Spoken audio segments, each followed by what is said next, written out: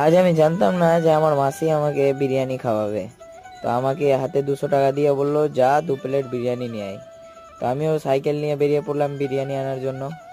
আমাদের বাড়ির থেকে বেশিটা দূরে নাই বিরিয়ানির দোকান, তাই সাইকেলে বেরিয়ে। বন্ধুরা, তোমাদেরও যদি বিরিয়ানিটা ফেভারিট খাবার হয় তো প্লিজ বন্ধুরা কমেন্ট করে জানাও। এই যে বন্ধুরা আমাকে বিরিয়ানি দিচ্ছে এখানে। তো আমি লেগ পিসের কথা বললাম, 2 প্লেট, 1 প্লেট লেগ পিস নিবো আর একটা নর্মাল এমনি চলবে। এই যে দিচ্ছে আমাকে, এই যে বিরিয়ানিটা আমার হাতে দিয়ে দিল। আমি নিয়ে চলে আসলাম বাড়ি। চলো এবার এটাকে খেয়ে রিভিউটা দিব যে কীরকম লাগলো টেস্টটা।